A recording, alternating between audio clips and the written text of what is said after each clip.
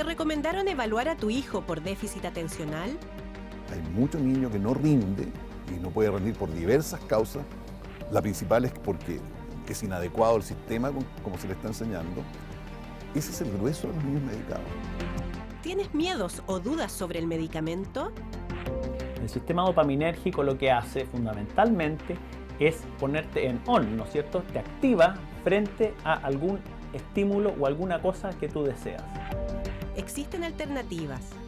No hay que darles químicos, hay que esperar simplemente que madure. Abre tu mente, mejora tu vida.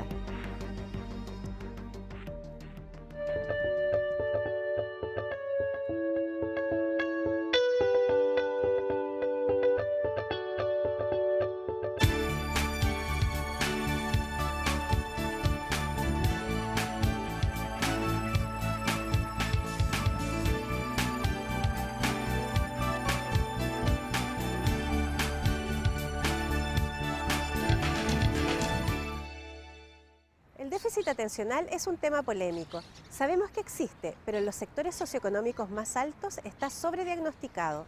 Los niños están medicados en exceso. Conocimos distintas posturas y enfoques terapéuticos. Saca tus propias conclusiones. Desde que tenía unos 3 meses más o menos. Se sentaba en el coche solo, a los 5 meses ya se paraba en la cuna, daba un poco de paso, y a los 9 meses ya caminaba, no paraba de caminar. ¿Y cómo fue cuando decidieron ya llevarlo a un doctor? Creo que fue en el minuto en que él pidió ayuda. Él en algún minuto nos dijo, por favor, papá, ayúdame que no logro quedarme quieto, no logro ver una película, no lograba disfrutar nada, ninguna actividad con nosotros. Y él además se sentía un poco distinto a los demás, porque se daba cuenta que los no compañeros, dormía, claro, que no dormía. No sé, ya no recuerdo, pero un montón de medicamentos naturales. Todo en fútbol, en karate, en baile, en todo. Y no. Mientras más actividades tenía en realidad era peor. Claro, llegaba como más revolucionado a la casa, claro. con más energía, con más ganas. En el fondo, mientras más estímulo, era peor, no lograba dormir en la noche. El caso de Tomás se distingue de la mayoría de los niños diagnosticados y tratados por déficit atencional. En este caso, sus padres buscaron ayuda médica producto de una observación directa de la conducta de su hijo desde que nació.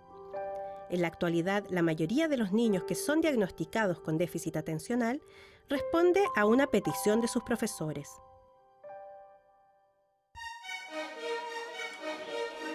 Bueno, el concepto de déficit atencional es un concepto que ha sufrido una evolución en el tiempo y que cada vez se ha ido como desprejuiciando más el concepto, en el sentido que para muchos médicos es un concepto de síndrome, que significa una agrupación de síntomas, y como pertenece a la esfera de la psiquiatría es un conjunto de fenómenos y de conductas, que aunados dan esa idea de que un niño tiene un déficit para concentrarse, es decir, para focalizar su atención y para permanecer sentado a la hora que le hacen clase y no levantarse, conversar y hacer una serie de otras conductas que perjudican o desadaptan la situación interna de una sala, y eso es lo que desespera a los profesores. Actualmente, la cantidad de niños de estrato socioeconómico alto diagnosticada con déficit atencional supera 5 veces a aquellos de sectores más vulnerables. Se ha tomado como una especie de relación causal.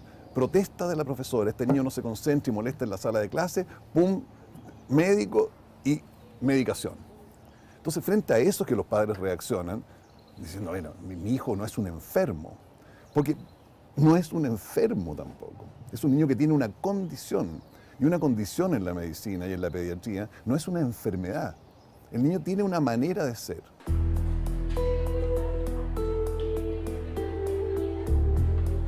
Son niños que son tremendamente creativos, son niños que son de alguna manera muy curiosos, que son niños que tienen muchos recursos en el ámbito intelectual, que no necesariamente van a tener dificultades a nivel de aprendizaje ni de rendimiento escolar. El déficit atencional se detecta generalmente en primero básico, cuando los menores se enfrentan a la exigencia del rendimiento académico. En los niños se manifiestan más con hiperactividad, mientras que en las niñas suele presentarse con distraimiento. Ambas condiciones responden a la naturaleza propia de la infancia. El concepto de normalidad, ¿ya?, relacionado con el déficit de mi atención o de la focalización de la atención, tiene que ver más que nada con cuánta motivación este niño está ejerciendo frente al estímulo que se le presenta. Entonces es un concepto bastante elástico, ¿ya?, porque hay niños muy inteligentes que aprenden en 5 minutos, ¿ya?, los contenidos y después ¡pum!, se desentienden de la cosa. Entonces, ¿tiene un déficit de atención? No, si eso lo aprendió, que va a seguir metido en lo que no le gusta, y ahí empiezan a distraerse. Es justamente porque ser impulsivos, curiosos y distraídos son actitudes propias de la infancia que es vital realizar un diagnóstico certero del déficit atencional. Y la heredabilidad del déficit atencional está cerca de un 70%. ¿Ah? Eso significa que cuando una familia tiene déficit atencional, lo más probable es que lo tenga, ¿ah?, porque hay un elemento genético dentro. Un buen diagnóstico debe medir las funciones ejecutivas, aquellas que permiten al niño responder a las demandas de la escolaridad. Pero también debe ser explorado en sus emociones, en su relación con los demás, con sus pares y familia. No se trata de responder un test y según eso recetar medicamentos. ¿Cuáles son esos niños que sí es necesario tratar? Esos niños disruptivos, por ejemplo, que no pueden quedarse quietos ni un minuto, ¿no?, y que entran a la sala de clase y empiezan a molestar, empiezan a hablar, se paran, se sientan, discuten con el compañero, le tiran pelotitas de papel, preguntan leceras, cuentan chistes. Es decir, un niño que no deja hacer clases, ¿no? Bueno, eso es otra cosa, ¿no? No es el concepto de niño que se distrae frente a un contenido. Ese niño no deja hacer nada. Ahí es bastante claro el concepto, ¿no? Ese niño tiene un déficit de atención con hiperactividad y con impulsividad. Eso sí que es fácil detectar. Pero los niños que uno ve así tratados, diría que es la minoría. Hay muchos niños que no rinde y no puede rendir por diversas causas. La principal es porque es inadecuado el sistema como se le está enseñando. Ese es el grueso de los niños medicados, no estos otros que yo les estoy diciendo. Los medicamentos recetados ante un diagnóstico de déficit atencional son psicoestimulantes derivados del metilfenidato, la misma familia del controvertido Ritalin. Los distintos nombres comerciales se diferencian por su forma de liberación, es decir, porque hacen efecto por distinta cantidad de horas. Bien indicados, estos fármacos no generan adicción porque son de liberación lenta, no son medicamentos curativos, solo aplacan los síntomas. Pero a muchos papás cuando le ofrecen dar medicamento, lo toman como con miedo. ¿Qué Claro. es lo que realmente hace el medicamento? En el cerebro del niño lo que hace el medicamento es que activa un sistema que se llama el sistema dopaminérgico. El sistema dopaminérgico lo que hace fundamentalmente es ponerte en on, ¿no es cierto? Te activa frente a algún estímulo o alguna cosa que tú deseas.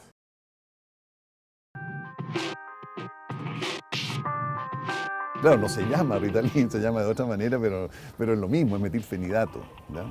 Entonces, ¿el problema es con el metilfenidato o es con el nombre, con la marca, ¿no? Entonces, ese prejuicio se ha sentado entre los padres diciendo que el nombre Ritalin es el que causa la alergia, ¿no? Ahora, es mucho más confiable en un medicamento original que una copia, por tanto, el concepto es errático de partida, ¿no?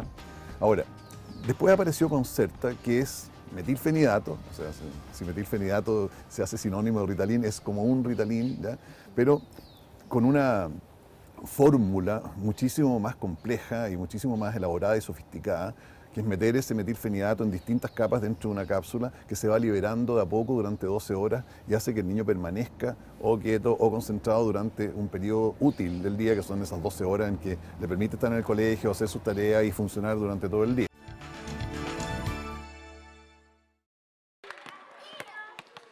¿Y cómo fue la experiencia cuando empezaron a administrarle el medicamento? Yo al principio no notaba ninguna diferencia en realidad. La verdad es que yo al principio pensé que esta cuestión no le hace nada, no sirve. Pero nos dimos cuenta sí que mejoró su concentración, Sí. el nivel académico. ¿Y sientes que las necesitas? ¿Por qué? Porque soy muy activo. ¿Sí? ¿Y cómo eres cuando estás sin tomar la pastilla? Muy intranquilo, inquieto. ¿Sí? Y cuando tú estás inquieto, cuando estás en la casa, por ejemplo, y estás inquieto, ¿tú cómo te sientes por dentro? ¿Te sientes cómodo? Ganas de moverme mucho. ¿Pero eso te gusta o te molesta? Las dos. ¿Cuándo te gusta y cuándo te molesta? Me molesta cuando tengo que tomar atención. ¿En qué se le manifiesta su déficit atencional? Por ejemplo, en las pruebas, como por ejemplo que no responde la primera pregunta, porque se pasa al tiro a la número 2 y que termina muy rápido, muy antes que todo, y que ahí luego tengo que darle otra actividad y en eso diría yo, pero no tiene problemas de comprensión, sino que siempre está como queriendo hacer otra cosa. Creo que es bueno que se hable de él, para que como que el mundo se dé cuenta de que la hiperactividad quizás no es algo negativo, al contrario, son niños de esta época, de esta era.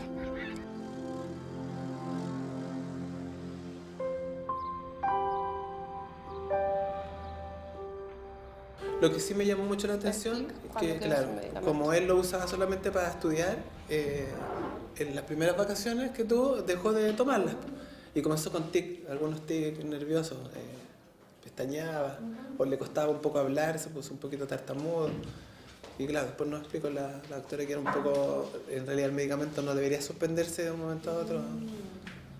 Porque algunos presentan presentan ese síntoma, digamos.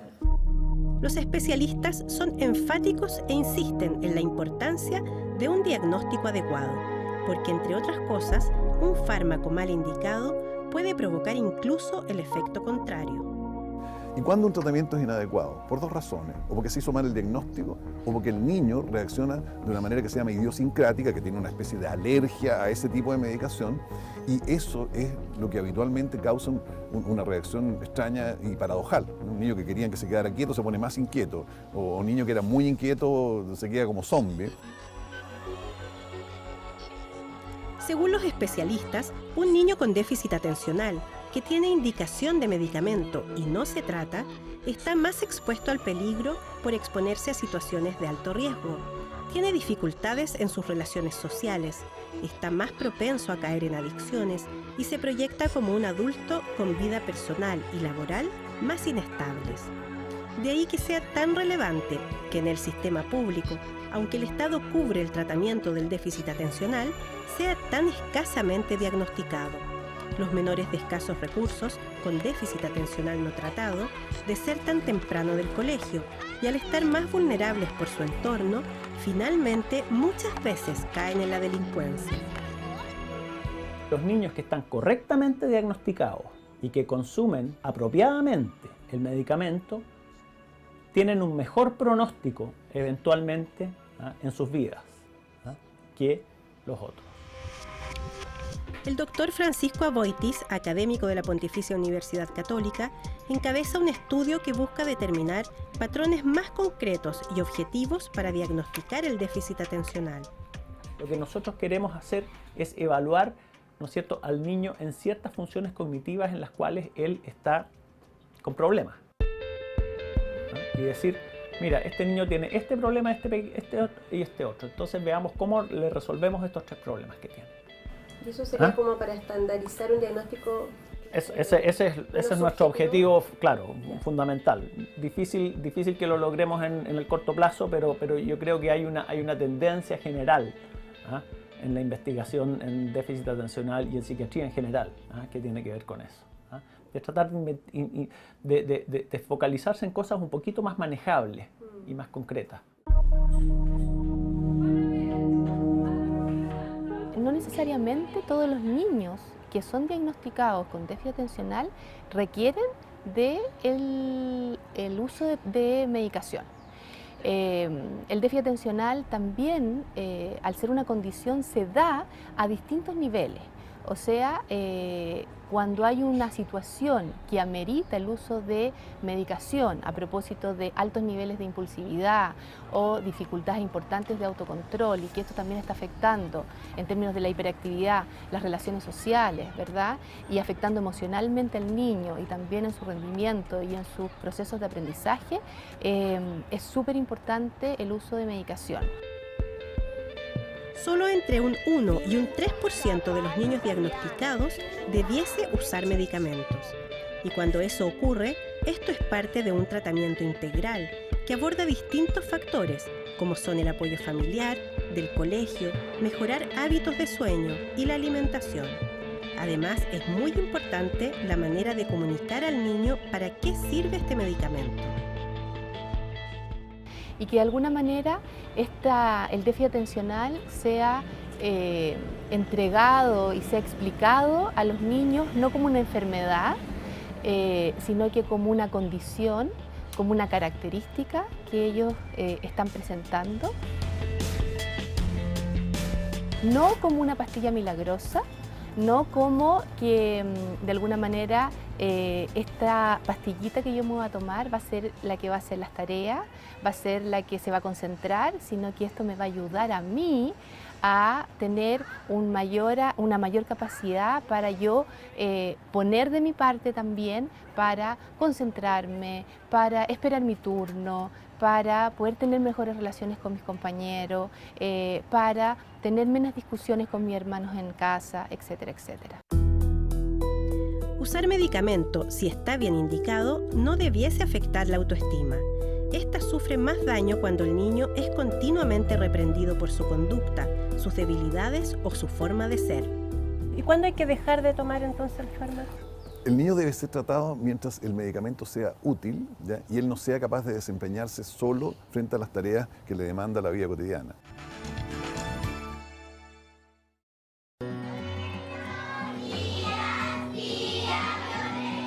Conductas que favorecen el control del déficit atencional son tener una buena higiene del sueño, con horarios definidos para acostarse y una rutina en calma antes de dormir, y evitar alimentos con colorantes artificiales, cafeína y las bebidas cola.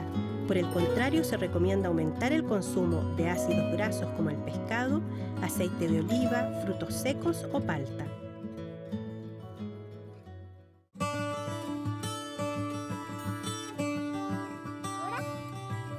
Esperemos la indicación. Ya, a las 3. Esperemos la indicación. 1, 2, 3. Ya, ahora sí nos dijeron, ¿ves? Ahora podemos avanzar. Haz paso, consentida. Abre los brazos como un pajarito, mirando siempre las orejas de la consentida hacia adelante. Muy bien, Luciano. Eso. Ay, mantente firme adelante. Eso. El objetivo también principal es que los niños puedan conducir el caballo con las riendas, que puedan lograr esa independencia a través de un proceso donde ellos logran la quietud, la concentración y que puedan lograr manejar las riendas. Un niño que responde a los estímulos todos al mismo tiempo, no es capaz de clasificarlos y determinar una cosa, sino que es de hacer todo el tiempo, dejar esto a media, estar en una conversación pero escucha algo allá y se va para allá. ¿Y por qué? Como responder a todo lo que está pasando en su entorno. La mayoría de los padres quisiera evitar tener que medicar a su hijo. La medicina antroposófica se vale de herramientas como fármacos naturales, cabalgata terapéutica, musicoterapia o masajes rítmicos para tratar a niños que son diagnosticados con déficit atencional. Habitualmente la medicina tradicional se queda con el síntoma. Tiene déficit atencional, no pone atención. Pero en realidad, si uno va un poco más allá, va a ver que lo primero que está ocurriendo es que un niño que está recibiendo una educación que no le corresponde. Generalmente son niños que son más artistas, son niños más tendientes a la música, al arte. Entonces, obviamente, la sala de clases tradicional es fome.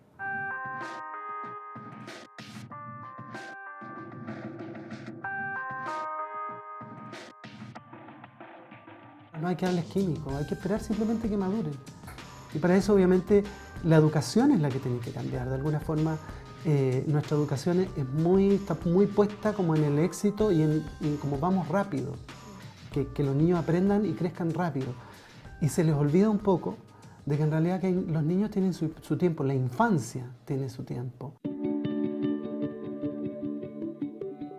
La medicina antroposófica es un enfoque alternativo, holístico, para tratar enfermedades anteponiendo al ser humano como lo más importante. Utiliza medicamentos propios y terapias complementarias como esta cabalgata. Entonces todo ese entorno ayuda a que los niños puedan estar pendientes de un otro, en este caso del caballo, que estén concentrados, que puedan ser capaces de darle una instrucción clara. Para eso hay que estar quieto, mirar por dónde vamos. Somos los conductores de este animal, que si yo miro y conduzco el caballo para un lugar u otro, el caballo va, pero depende de ese ser que está ahí arriba. Entonces les demanda una quietud.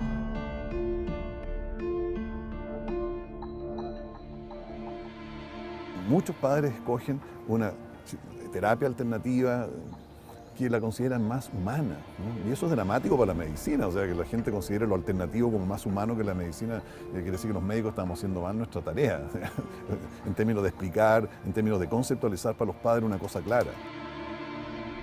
Somos los adultos quienes tenemos que, de alguna manera, hacer este cambio de expectativa, este cambio de mirada, en un contexto de mayor aceptación y de mayor flexibilidad y también de mayor creatividad de cómo hacemos distintos espacios de aprendizaje que se adecúen a las distintas características y a los distintos estilos de aprendizaje que presentan los distintos niños.